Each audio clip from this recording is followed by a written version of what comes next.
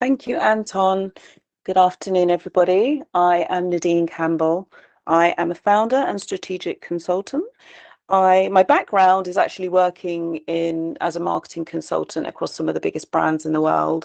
And around that, I've also run a couple of different businesses. So I've run an e-commerce business, and currently I'm running an organization called Ace Entrepreneurs, and we help underrepresented founders start up, grow, and get funding for their business. It's really important to support journeys of those coming up alongside us and behind us. And so these kind of panels are really exciting to be on. I specialize in go-to-market. I do quite a lot of advisory and mentoring roles. But I think the crux of what I do is I help businesses grow, hence I'm on the growth panel. So whether you have big budgets or no budget at all, whether you have a great idea or no idea where to start, that's where usually I can support people in ensuring that their brand is seen, expands and becomes successful. So thank you very much for having me today. Hi everybody, I'm Ian Russell. I'm sort of term myself as a mobile growth specialist. I've worked in direct marketing, digital marketing for sort of the past 20 years, the past 15 years. I've really sort of carved out that niche within mobile growth and app marketing, and so I've helped sort of various companies, but always working in that field myself. I'm a co-founder at the moment at a new fintech called Know Your Dosh, so I'm right in the mix of that space as well in terms of figuring out how to grow the brand, grow the product, grow the consumers with very limited or zero budget at the early stage. So yeah, embracing that challenge, and I'm always happy to talk growth and talk challenges, especially in that mobile space as well.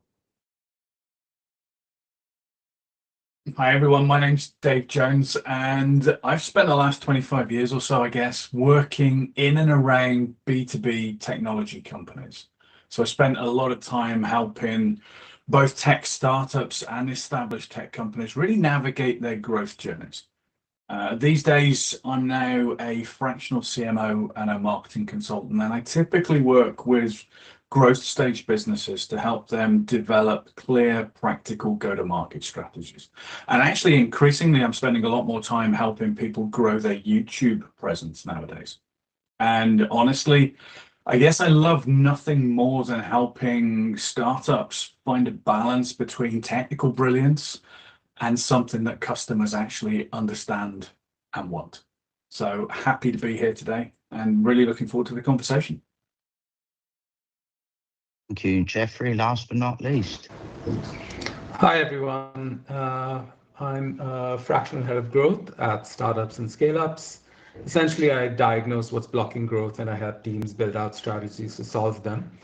In terms of my areas of impact, I largely focus on PMF, getting to PMF, product-led growth, and scaling GTM.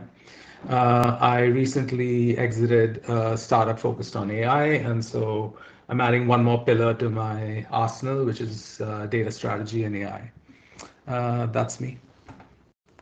Thank you very much. Jeffrey, were you a co-founder in that startup that just exited, or were you a fractional? No, I was a founding PM at the startup. My job essentially was to help them find product market fit. And we just and the goal essentially, and we pivoted to a more AI specific strategy somewhere in the middle. So my job then was how much did you exit for? We haven't disclosed as yet. Fair enough. I exited. Okay. I exited. The founders in the middle of negotiating the final settlements. I see. That's brilliant. Thank you very much. We can probably talk about that too if we've got any questions on that, because often Sure. founders seem to be quite in the dark when it comes to such. Well, thank you Sure. very much to all four of you, team. I really appreciate your time today. Well, guess what? We're now going to have some one do and one don't from each of you, if we can, please. And let's not use the same logic or reasoning behind both. So if we can find two different ones. And I'm sure you've seen some horrible stuff, and probably some of it you've done yourself, as have I. And I'm sure you've seen or done some amazing stuff. So one do, one don't. Start with Ian, then we'll go on to Nadine, then Dave, and again, last but not least, Jeffrey, please. So my one do is to ensure you always align your messaging across your own channels. So sometimes I see like a common mistake is that if a consumer is going out or a business is going out and doing a bit of research, and they'll look at your website, look at your social media pages, other storefronts like app storefronts, and if things aren't aligned, that will sow the seed of doubt. You want to make sure that everything is consistent in terms of brand and messaging. And then my one don't, as a very true believer, is don't jump into paid marketing too quickly. You can burn a lot of cash very quickly if you just jump straight into Google ads, PPC, Meta ads, or App Store ads. So take your time. I know that's not always the luxury that people have, but try not to jump in straight away and think of that as a solution. Right. My do is understand your market very well. So ensure you know who you're talking to, and that could be who's in your early adopter circle. And then you're very quickly going to widen your audience, and the messaging that you might have for them will be slightly different. So ensure that you really know what resonates with them, and you can use testing to find out. So testing one messaging against another, what, is it products, is it benefits, is it brand story, and what works, and then do a bit more of that. So my do is definitely understand who you're talking to in your audience, and my don't is don't forget to do your market validation properly. So are you actually solving a problem, or is it a problem that is just something that you've thought about? Very often this stage gets or skipped or possibly minimized a little bit, but there's a couple of magic numbers. Either be sure that you've spoken to at least 7 people, but I think most accelerators and people around growth will tell you that 100 is the magic number, just to make sure that what you're doing is actually a valid market, and that you're not wasting your time. I'm going to sort of build or align with what Nadine has just said. My do is be absolutely clear on the value that you're providing to your potential customers. So I work with a lot of technical software IT companies, and a lot of those guys often think that because they've got something that's very, very clever from an engineering perspective, that it will automatically sell itself. And it won't. You need to translate the function and feature, if you like, from what you're selling into something that actually means something that solves problems for your potential customer base. So be very, very clear on that. And on the flip side of that, a don't think that every prospect or customer is a good one, because they won't be. Especially when you're starting up, there will be customers who will ask you for more features and functions and services than you currently provide. They'll stretch you in ways that you don't want to go. Always be very, very clear with any customer or prospect that you're looking at working with that they actually align with what you want to do, as opposed to you aligning with what they want.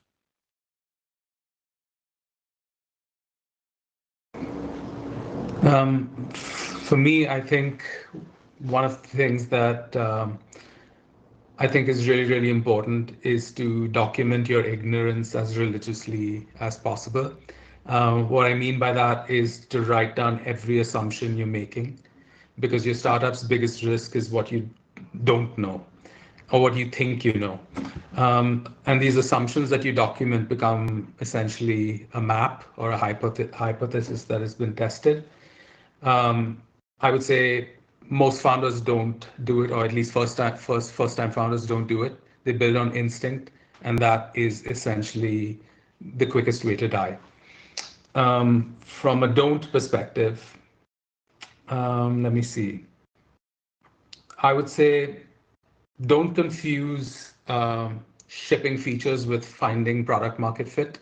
Features or things that are ultimately inconsequential. What you want is to actually be focused on delivering value every time you release something. If you're in a non-tech field, essentially every iteration of your product, the same logic applies. That's for me.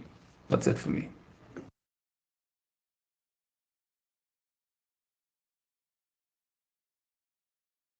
That is amazing. Thank you very much from all four of you. Really appreciate that. Right, Joe, I think it's time we have a reset of the conversation for those of you that have just joined us either here or on the live streams, whether that's LinkedIn, YouTube, Facebook, or Instagram. This is Startup Growth Q&A. It's our 163rd session. We're here to help founders with whatever questions you may have to grow your business from 0 to 1, or even go from 0 to hero for that matter. The idea is quite simple. If you are in the Microsoft Teams call, which is audio only, you simply drop your question in the chat. We then give you the mic. You go ahead, introduce yourself, and fire away with your question. That question can be on anything to do with growing your business, whether it's user, vendor, client, partner acquisition, go-to-market, growth hacks, or generic sales, marketing, advertising, and branding. If you are on the live streams, whether that's LinkedIn, YouTube, Facebook, or Instagram, please be aware that unfortunately we are unable to monitor your questions there live. So there's no point. I can see my other device flashing. There's no point in sending me messages now, I'm afraid, or anything like that, because I cannot monitor it live. But you'll have to join us here on Microsoft Teams. The quickest way to do that is to go onto our website, startuptoscaleup.club. Again, the website, it's startuptoscaleup.club. You scroll down a little bit, you'll find today's session, which is Startup Growth Q&A 163. Click join. It's a quick registration. That gets you a link onto our call. Can everyone hear me, by the way?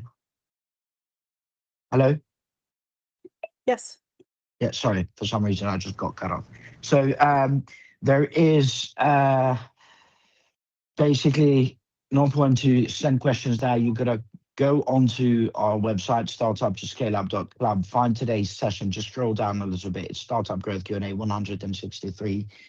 Click join, quick registration on Luma. There you'll find today's link on Microsoft Teams.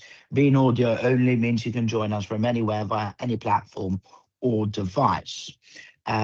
We'd also appreciate it if you join us other times. Let's say if today's questions are not on growth, please save them for the other Q&As we run. Monday's talent, Tuesday's product and tech, Wednesday's growth, Thursday's fundraising, second Friday of each month is UK startup law, and third Friday of each month is UK startup finances.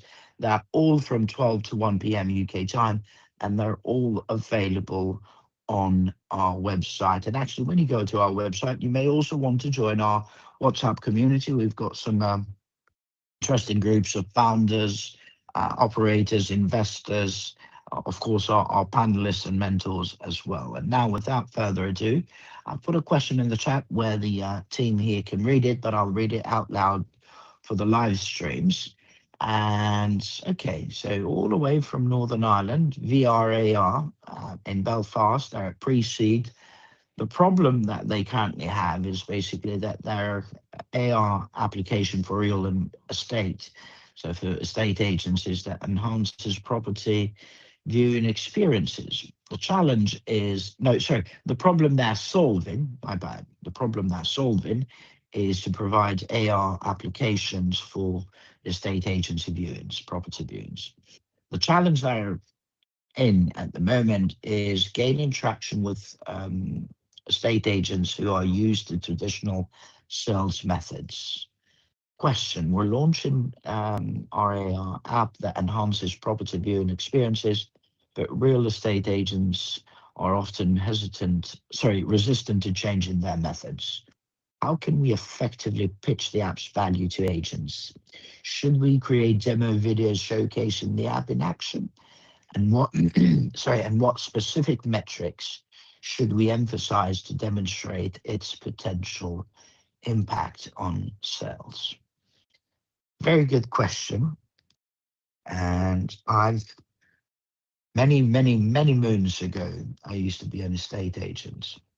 And I've also had my family who's kind of been involved quite heavily in the property development area. And I always, when I was in that business, I always dreamed that there would be a day we just have a pair of glasses and kind of submerge ourselves into this VR AR world. This was the early 2000s, so way before the Oculus or anything that Google and Facebook have come up. But tell you what, let's hear it from the panelists first. So maybe we can start with Dave, then Jeffrey, then Nadine, and last but not least, Ian. What would you do here? I think that this is a classic case of maybe a technology trying to find a solution, right? What we've got here, I guess, is a need to identify exactly who the customer is. So we say estate agents, but if you think about it, an actual estate agent, as in the person that goes out and typically goes and shows you around a property, is going to be quite fearful of this, because potentially this could lose them their job, right? If people have got the ability to actually use augmented reality, virtual reality to view a property without actually physically going there, then you might not need that estate agent in the long run. So I think that the target market here is the owners of the estate agencies, the people that are running them, because essentially you could look at probably cost savings. That's who they mean. Yeah. Sorry, all right. In which case, absolutely. I mean, it would be nice if they were here so we could ask them, but I'm assuming, sure. And again, all assumption right. is the mother of all the wrongdoings, but I'm assuming they mean. And actually, with this, it tells me that maybe they don't know the industry quite well if they're using these kind of terms. But I hear you. Sure. So define exactly who you're talking to. So the metrics that you should be looking at there aren't necessarily just sales, but they're actually the cost of running the business, the cost of employing people to do this. And I think honestly, a demo video isn't going to cut it here. If you're talking about something that people are going to use and you expect people to use without you being there necessarily, and then, the proof is in the pudding. You need to let people actually try this out, go and use VR to traverse or walk around a virtual property, show them that it works, show them how good it is. And if that's good enough and they buy into that, then they will buy into you. If it's not good enough and they don't buy into that, then they probably won't think that their customers and clients will buy into it either.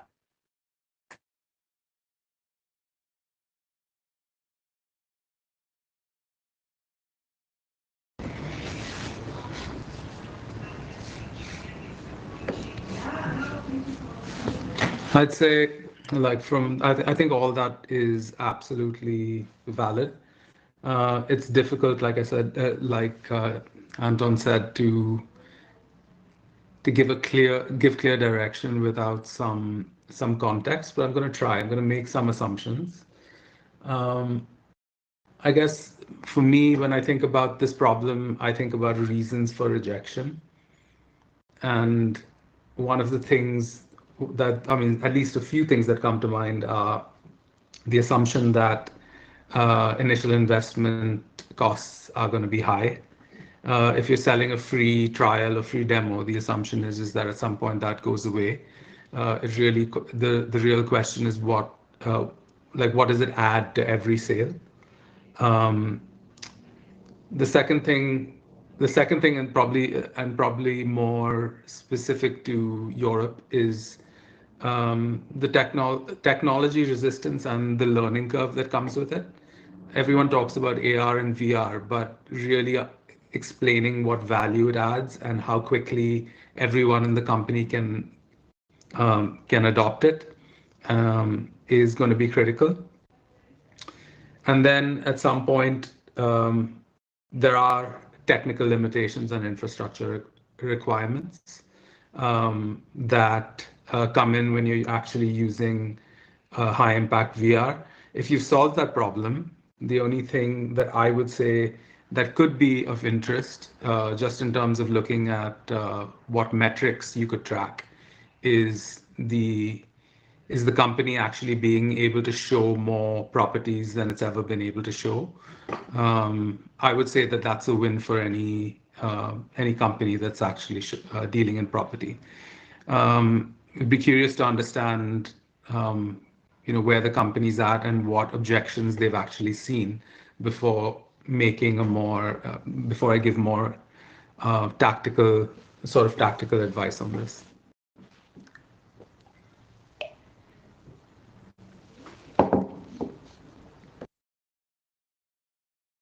Okay.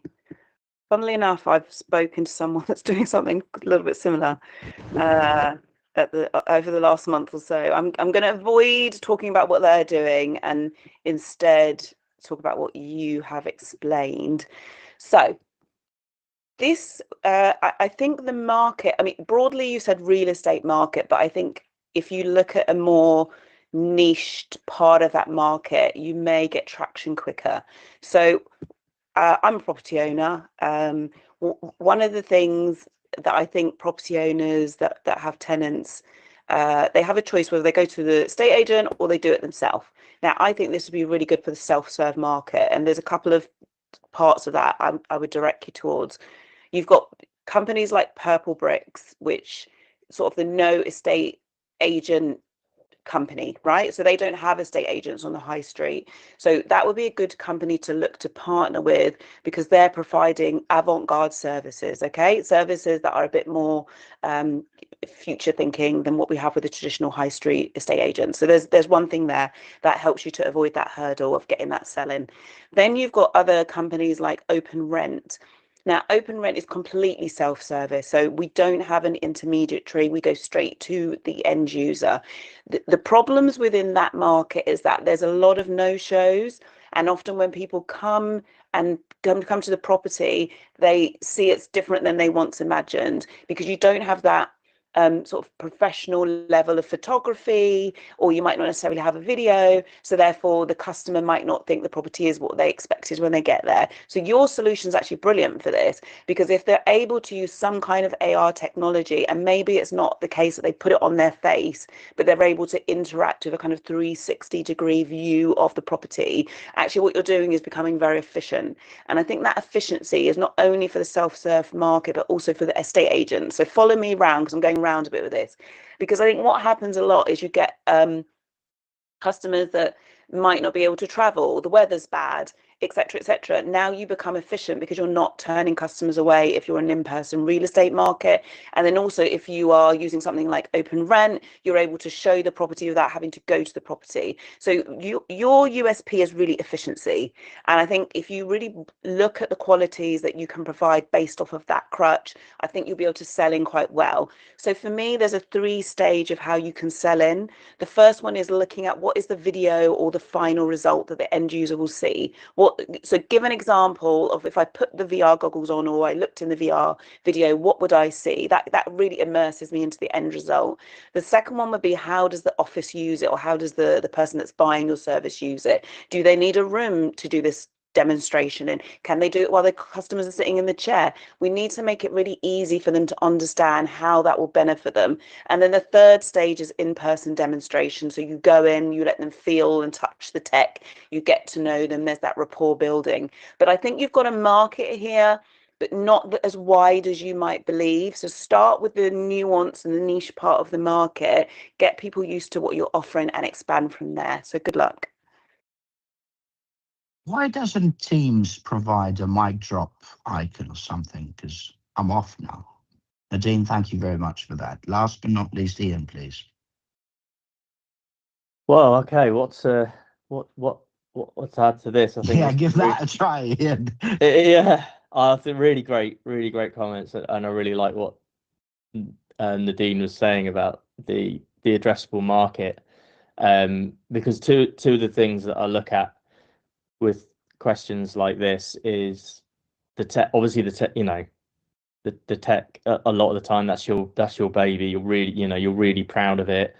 Yeah, you want to get a demo video out there, and you're wondering why people aren't in love with it as much as you are. But what you really want to be selling in is the outcomes. So it's not necessarily the technology. It's what the technology enables. So I think Nadine mentioned like efficiencies, and so if you're able to demonstrate the time saved, the cost savings, and those efficiencies, I think that's what will get the real estate agents interested. And then the other side of it is, as soon as you're able to, like, social proof is so powerful if you're able to get case studies and examples of how it's just helped. And I think that other addressable market is the way you do that. You work with that smaller sector, get that data, get those insights and case studies, and then you can create FOMO with the high street, retail agents, because then they'll be looking at thinking, oh, we're missing out on something here. If they start losing business to these other self-serve platforms, thanks to your technology, then they'll be knocking on your door.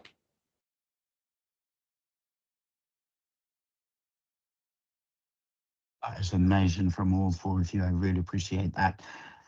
Providing you've sorted out that tech part of it, another place I would suggest to look at is international estate agencies who've got very wealthy clients, let's say in Dubai, East Coast, West Coast, Singapore, doesn't matter where, right? Who often have people that want to buy properties in the UK or rent out properties in the UK or vice versa. Reach out to those people and say, we are willing to give this a try and see if you like it. That way, you would be providing a serious advantage for them, because otherwise, so far, the way that has worked is they would have to schmooze and be really nice and find ways to reach out to people that are here. And the ones that are here, they would kind of be the gatekeepers and all that jazz. But then on the other hand, you also have a ton of people that live overseas, that have properties here that are either for sale or for rent, and they are managed by often, sometimes 3, 4, 5, 6 different estate agents in that chain. So instead, you go directly to whoever is the portfolio manager for this wealthy person and say, look, this is what we have. Why don't you give this a try? By doing that, you would be cutting a lot of middlemen and women out of this. And eventually, like most things with technology and AI, it won't be a matter of, taking somebody's job so that VR and AR does it. But instead, it would be, and hopefully you'd want to showcase to people that this would empower them to do their job better. But I would definitely go with these. And guess what?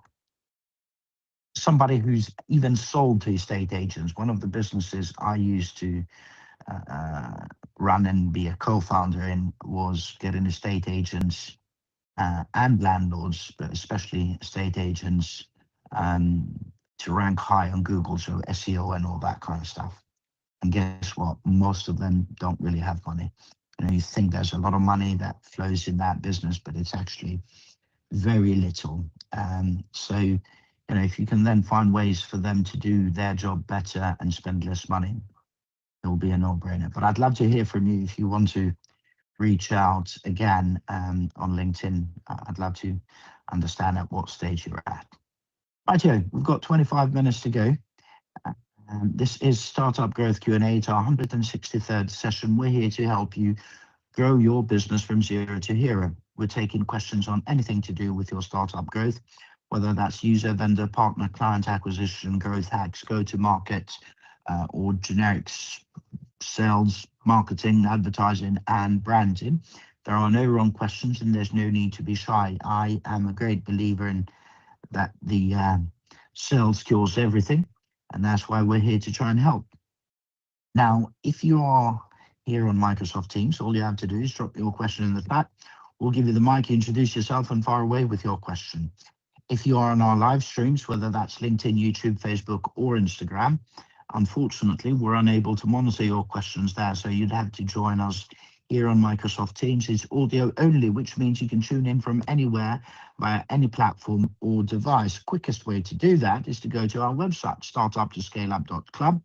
You scroll down a little bit, you'll find today's session, which is Startup Growth Q&A 163. Click join, quick registration on Luma.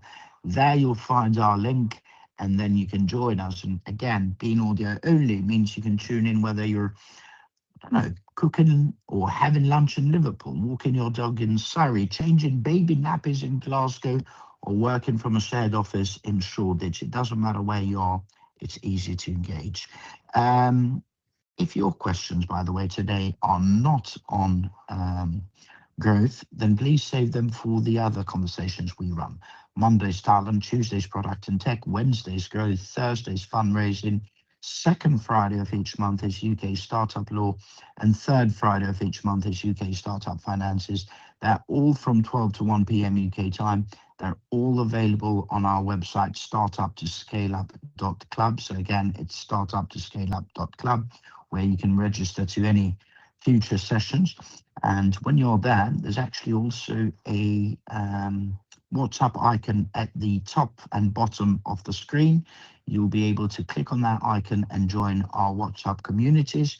We've got some amazing groups of founders, operators, investors, of course, our panelists and our mentors as well. And I'm also going to post in the chat a group that we have on LinkedIn that is specifically for startup growth. And you can join that. You can send questions ahead. You can discuss the stuff we touched on here. You can connect with each other and all of that. Now, we will go on to our second question. Bear with me. Where was it? Just a second. Okay, this was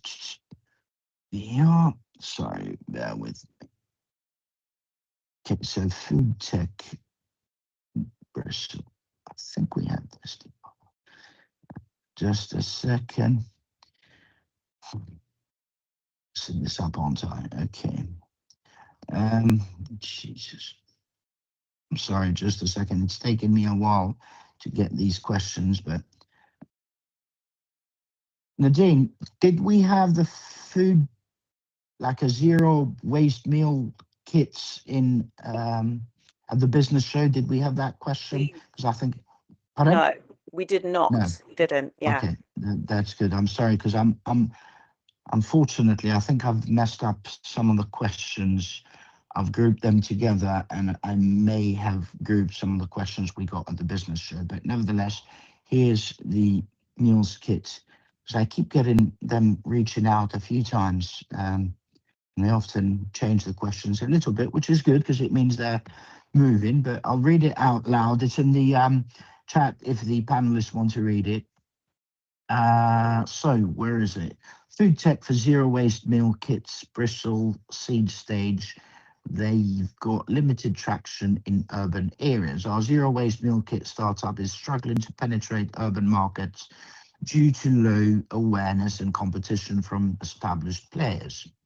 How can we design a go-to-market strategy that integrates pop-up kitchens, hyper-local influencer collaborations, and subscription discounts or referrals to quickly capture attention and establish a foothold in UK cities like Bristol and beyond? Again, it's such a generic question, and you should be here when you ask such a question so that our panelists can ask questions back and kind of get to the bottom of it, because I don't know, I just find it quite a generic one. You got to go niche. You got to go niche, and you got to find something that the others aren't doing, and obviously it's got to be something that people need and are willing to pay money for. Because competing with the others, unless you've got bigger pockets than theirs, which I'm sure you don't, you're not going to get anywhere. But anyway, let's hear it from the panelists. Maybe we can start with this one with Jeffrey, then Ian, then Nadine, and last but not least, Adam. Yeah, I think, I mean, just by looking at that, that is a very broad question. And just by looking at the question, all I would say is two things. One is absolutely find a differentiator, because zero waste is not new. It's important. It's an important business, but it's not new. So you've got to find something that is highly differentiated in terms of the value you bring in. And the second thing is, I'd say, do less. Focus on one thing, that once you have your value proposition ironed out, or your differentiator ironed out, focus on just amplifying that one thing, whether that's hyperlocal influencer collaborations or discounts. I would say discounts is not something that you want at this stage, unless it really, really is so substantial that people can't say no. What you really need to find is your voice and your USP. Once you iron that out, go all in on it, and that's your route to market initially. That's it for me.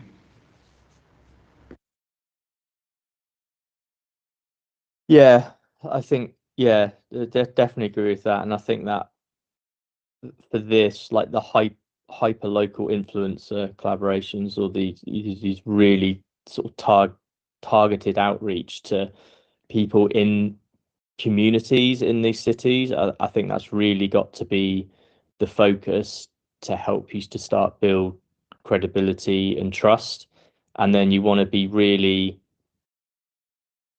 sort of tight on where in the cities that you're going as well. I lived in Bristol for like 20 years, so you've got areas like Stokescroft, Lawrence Hill, sort of up to Clifton or Redland. So I'm sure, being Bristol based, you well know that. But being really targeted there, and finding where the communities are, where the street markets are, street fairs are, that you can involve yourself with the people that run that. That could be those hyper local influencers, and then be able to build from there in terms of what you can then layer on. So like Jeff said, not trying to do it all at once, but if you're able to build from there, potentially get pop-up space, or potentially start to instigate some kind of referral scheme with the person or people that you've been able to start building relationships with, to sort of broaden within the city. That feels the way to go for me. Okay, it's always interesting when people put the solutions in the question. It's like you put the solutions of what to do in your question. So try those things, but I'm going to build on it. In my opinion, this is a storytelling solution, right? Because when working with challenger brands, and that's brands that are entrance to the market and going against the big guys, you won't outspend them, as someone already said earlier. You've got to outthink them, right? And you have to find a way for your audience to resonate with you, and that really is around storytelling. So I wrote down just like a load of notes. I'm just going to read them out. So what is unique about Bristol? I know one person from Bristol, and I've been to Bristol once. I think it's quite a unique town. So what's the unique things? What do you guys like to eat at home? What are the things where are the places that you like to eat? And what do you think is missing currently from meal kits that the big guys are doing? For me, the meal kits, they seem okay. I don't know how adventurous they are, really. Is there something that you could do that's a bit more adventurous, that makes you a bit more interesting? And again, you've already put the pop-ups. I think doing a localized taste test pop-ups will get people willing to try. It's hard to get people to try something new if they haven't tasted it, and it's something that a lot of these food stores do really well. They get you to taste it outside, then they get you to buy it. So when you do your pop-up, ensure that people can sign up right away. I love the refer a friend that was just mentioned, so that one too. I think make it really fun, make it exciting, make your pop-up a day rave, a silent rave with food, make it a karaoke night. What can you do that's going to get people talking about it? And that leans into the influencer space. If you can get some micro localized influencers to speak on your behalf, you're winning half the battle. At least people will try. And then your problem now becomes getting people to stay, or your challenge, should I say, is getting people to stay. And can you create some FOMO with the next town that you're willing to go towards? So again, I'm not really sure where Bristol is on the map, but if you're thinking, okay, we're going to start with Bristol and then we're going to go to the next town, can you create some kind of like friendly FOMO? Well, Bristol only has this and the next town only has that. You've got to really start to think out the box, because this market has been done. So in order for you to do it, you've got to think differently. And the last thing I wanted to add in is, if you're going to do this zero waste and you're going to go into that sustainability lens, then what are you doing that is giving back? What is your good news story that you can promote alongside the zero waste? Because unless you're giving something back, I'm not sure what legs it stands on. Okay, but you've got something, so good luck, all the best. Absolutely, and there's a poison chalice coming forth in these conversations, aren't there? Because there's some great answers that have been delivered already. I want to have a look at the competition aspect for a second, because you're saying that you're struggling to penetrate urban markets, and I wonder if that's almost a tautology to a degree. The challenge with urban markets, right, is that there is a lot of competition. There are a lot of alternatives.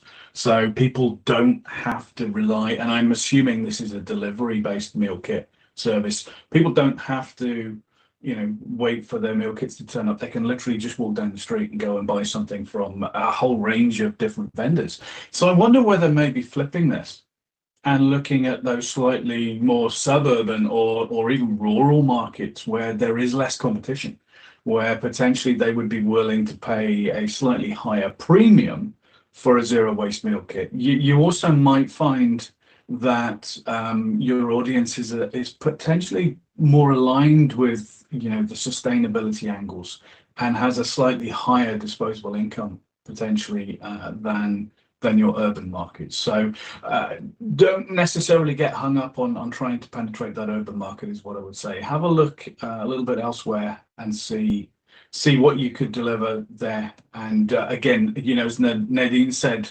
you've got the majority of the answer to your question in the statement itself. You've got all the right mechanics. Just figure out where you want to go to.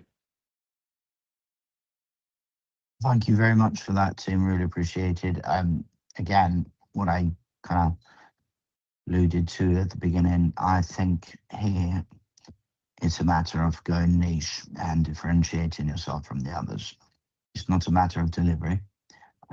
It's a matter of you being seen out there, that you're doing something different to others. And I say this often to a lot of people. It's like having a website. You'll never have the traffic that, I don't know, BBC or whoever does. So there's no point in trying to go for that. Just find your tribe and give them what no one else can, or give it to them in a way that no one else can. That's where you should start. And if things go well, Adam mentioned, find, since you said urban, find somebody who is outside urban areas. Yes, it will be less customers to start with. It will probably be a bit of a higher cost per mile to get there and all that jazz, but you'll have better chances to penetrate such markets rather than saturated ones. Again, if you've got a ton of money to throw at, then yeah, that's a different story. But if you don't, you've got to go where the others aren't going, and it's as simple as that. Or I don't know, I think we've had similar questions before, and I've mentioned things like, why don't you try and provide stuff for people with diabetes, or mothers who've just given birth, or people who have certain allergies, whatever it is, right? Find your niche and start there, and then either build on from that or move that and get into something else. But the idea is you cannot beat the big beasts and the big dogs out there with, chump change. So anyway, let's now go on to another question. We've only got 10 minutes to go. And it'd be nice to get some interactive questions from the people here on Microsoft Teams, or if you're on the live streams, simply go to our website, startuptoscaleup.club. Find today's session, which is Startup Growth Q&A 163. Click join. It's a quick registration on Luma, and there you'll find the Microsoft Teams audio link. This is Femtech in Nottingham. They're pre-seed. The problem they're trying to solve is they're building a platform that provides resources and community support for postpartum women. So women that have given birth. Challenge they have is reaching the target audience effectively to build a community. Question: our platform supports postpartum women with resources and community engagement, but reaching our target audience has been difficult. What marketing channels should we prioritize to effectively connect with new mothers? Should we explore partnerships with maternity hospitals or use social media groups to foster discussions and promote our platform? This is a two-way thing. On one hand, I would say you need to find a way to do a ton of marketing online, so target advertising, but then you probably don't have the money, otherwise you wouldn't be asking us.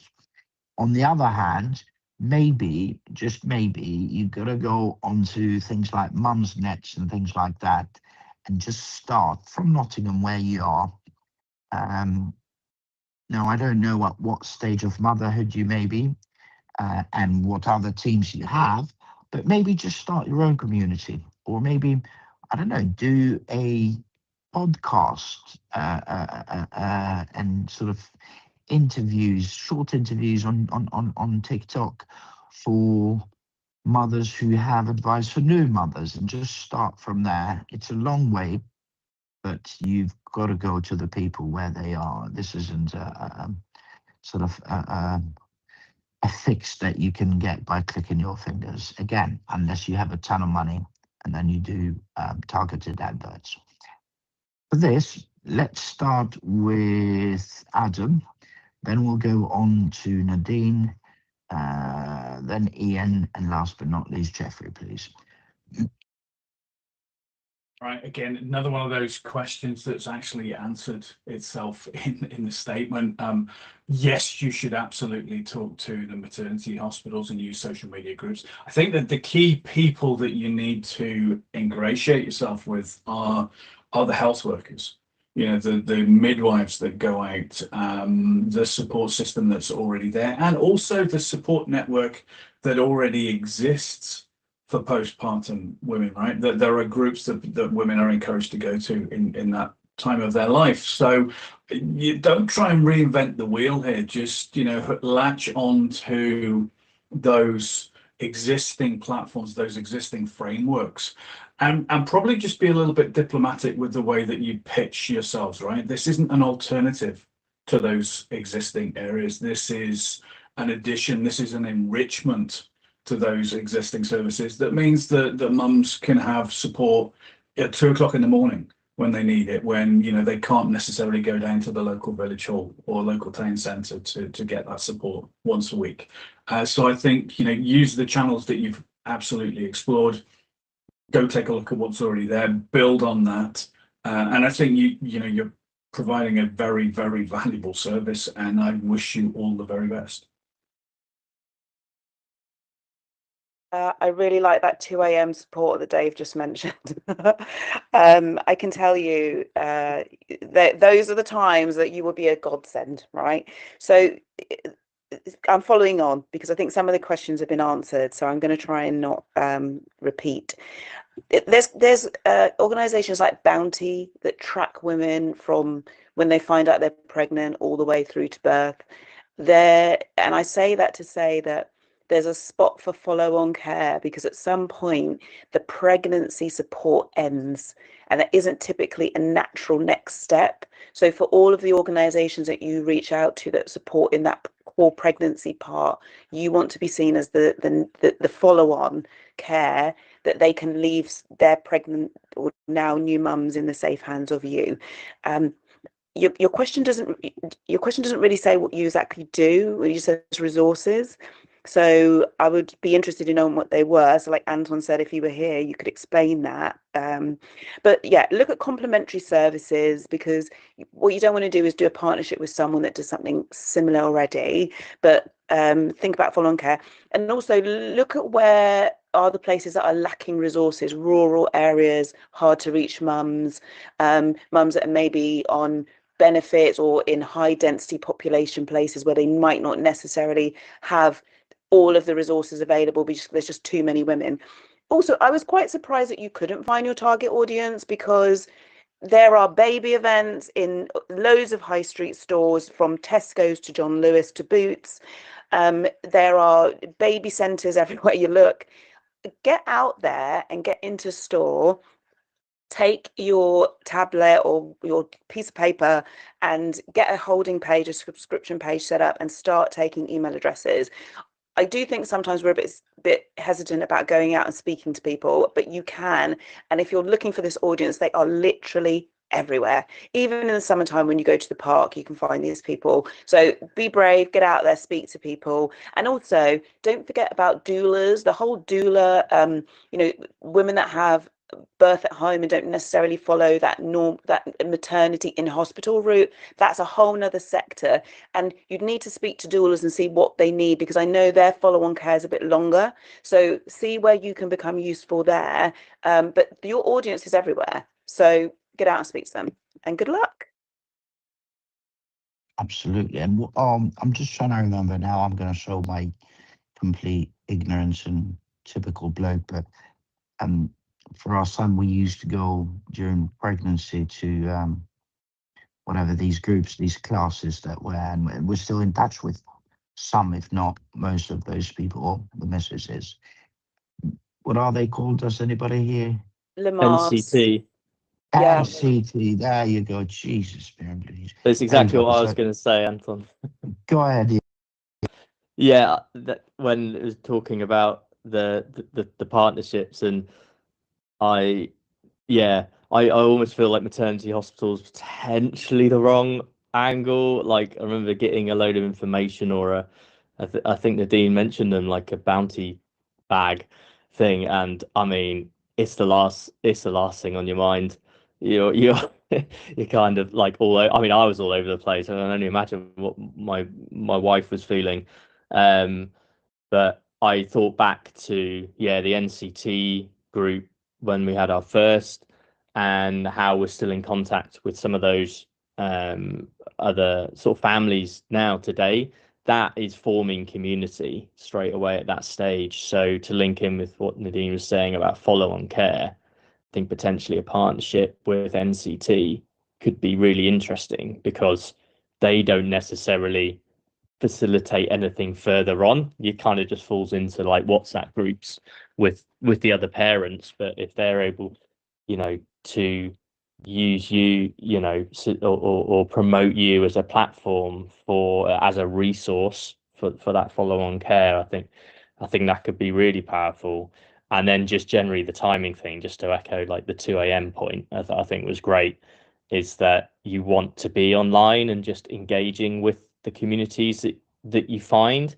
Reddit, for example, I imagine there'll be lots of threads popping up there, and obviously it's a tricky one to balance. I'll admit I've been banned from Reddit before, but if you're able to provide resources and just honest engagement with questions first as a bedrock, I think that's really important, because then that's something you're able to build from. Like, even if you're engaging with influencers that you've seen out there in this niche, and you think, well, you know, not at a stage where you're going to be able to sort of like collaborate with them from a paid perspective, but if you can just this is what I've done in the fintech space before. If you can just start engaging with them, even if it's just as your brand, that's still fine, you know, just comments and liking posts, then you get a bit of recognition within these niche communities, so that when you're in a position to potentially do a partnership or do some paid promotion of your own, there is some recognition there already within these communities and your target audience. That's really worthwhile. Ian, did you say you got banned from Reddit? Yes. How did you manage that? Probably not being as tactful as I should have been when trying to say our product solves your problem. I hear. I need to build it up. I need to tease it first before, because the problem I found with Reddit is because all the different various subreddits have their own moderators. Some will be a lot more zero tolerance than others, and they will be like, any mention of a brand name, gone, you're banned from the subreddit. It's very frustrating, because a lot of the time you think, I really actually wasn't just trying to say, hey, download us now. I was just like, oh, here's some, you know, here's some information or like resources, or you could try this. But yeah, it's a tricky one to manage that, because at the end of the day, Reddit want to make money. They'll want you to use their ads platform, really. So it's yeah. Is there, just before we wrap it up, is there, because for some reason I've always found Reddit to be not very UK centric, and most of the audience there either US or international. Have you, and the others can chime in if they want as well, have you found that there's a largish UK community there? Yeah, if you find the right subreddits, there are. So, for example, UK personal finance, in terms of like fintech, that's a pretty big community, and that's specific for the UK. Hey, thank you very much. Well, we're 2 minutes over the line. I don't want to keep my brilliant, amazing panelists longer than that. So maybe before I let you go, if you have time for some parting words, we'd love that. Maybe we can start with the lady of the house, then we'll go on to Ian, Dave, and last but not least, Jeffrey. Okay, I'm gonna, first of all, thank you for having me, Anton, and thank you everyone for your questions and your time today. I am going to go with something that's quite pertinent: question asking. Okay, I love a good question, but we really must think about the question. Okay, because it needs to be a question that's specific enough that we can give you a specific enough answer. And I think sometimes we become we either want to protect the IP of what we're trying to create, so we don't really ask the question in detail, right? And we give a broad question, which then you don't get the right answer, or we go so detailed that it's just like, we should do this on a one-to-one. So when asking questions, I think you have to give some detail in order to get the right answer, and that is going to be way more useful for you than us giving you kind of like a broad answer. So think about your question and be specific and be brave, and don't worry, we're not going to take your idea, we're just going to give you a good answer. So thanks for having me. I'll end there. It's brilliant. And just before I let the others go, 2 things worth mentioning. Number one, unfortunately, most of the questions that I receive and I end up putting to the fore, I'm actually now finding myself throwing all of them onto ChatGPT and asking ChatGPT to reformat them in a way. I've given some kind of prompts to ChatGPT because some of them are so literally just a one sentence. How do I do this? How do I do that? And I'm like, how to help? So yes, definitely, please do that. And actually go one step further. Come here and ask us questions. And there's 2 things really worth remembering here. Number one, No one is going to steal your idea. Do you know why? Because those that can haven't got the time. Trust me, they've got better things to do. And two, those that have got the time, trust me, they don't have what it takes to steal your idea. That's number one. The second part, and these I see are the two main reasons why people don't come and ask questions interactively, is that you feel people are going to hear you ask that, because obviously all our Q&As are recorded and people are going to think less of you.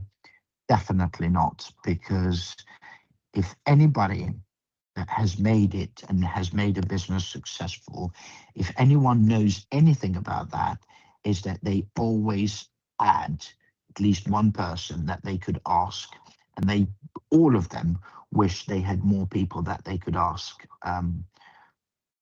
questions that they would give them the relevant answers. Again, I'm sorry for going off on a tangent there, but gentlemen, I think we said Ian, then Dave, then Jeff, didn't we? Again, thanks for having me. Really enjoyed sort of taking the questions, and especially hearing from different industries and areas. I'll always find that fascinating. And if you ever want to reach out or talk growth, especially with if you have mobile apps, there's my LinkedIn, and I'll put it in the chat. Just drop me a note. Thanks, Ian. Dave. All right, just final thing from me, don't try and do this alone, right? Let's build on the power of community. We've talked about it in some of the answers today. Find your tribe. And I don't mean your industry tribe or the niche that you're in. I mean your sort of fellow founders and entrepreneurs tribe. Try and find a group of people that you can have these chats with. This forum is fantastic. And Anton, thank you so much for inviting me again. But find that tribe and rely on that tribe. Get to know people, share, and you will have so much solidarity as a result from that group, and it will help you massively. Thank you. Last but not least, Jeffrey, please.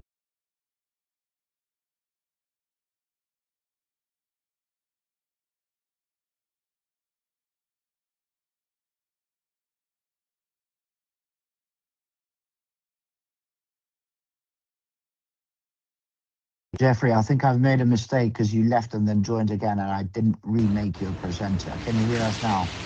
I can hear you. I'm sorry about that, buddy. No, that's all right. That's perfectly fine. Thanks for having me again, and to everyone who joined, thanks for being here. I think one thing that, if I may offer, is when you're asking questions, try and turn up so that you can give context to your question and help clarify some of the things.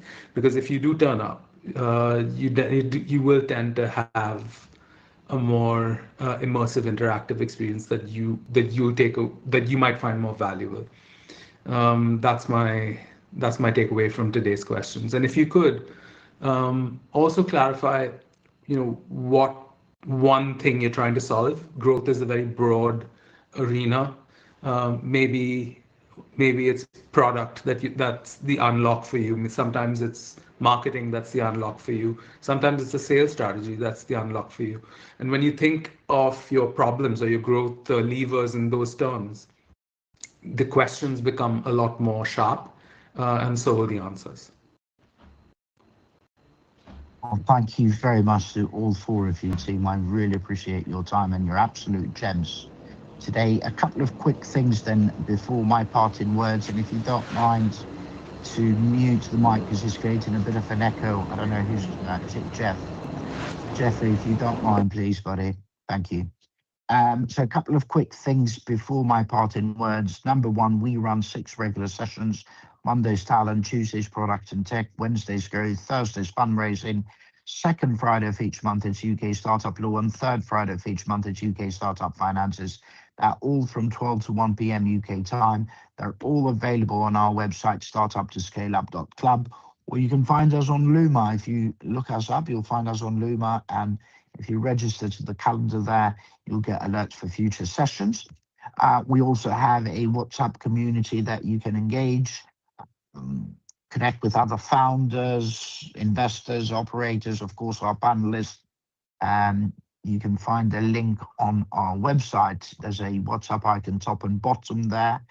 And you also, I've just put in the chat here a link to our Startup Growth Q&A on WhatsApp. Again, something for you to maybe send questions ahead of time, maybe discuss what we've touched on here, perhaps connect with the panelists and so on. The other bit is just a reminder again for those on the live streams, please be aware that unfortunately we are unable to monitor your questions live. So next time, join us here interactively on Microsoft Teams. Is audio only, which means you can join us from anywhere via any platform or device. Now, as far as my parting words are concerned, just remember the startup journey can be both exciting but also quite challenging. So try to have some fun in the meantime and be kind to yourself and other people as well, of course. And we'll hopefully see you tomorrow. We've got some amazing investors joining us tomorrow, 12 to 1 p.m. You can register there via our website. But for now, thank you and God bless.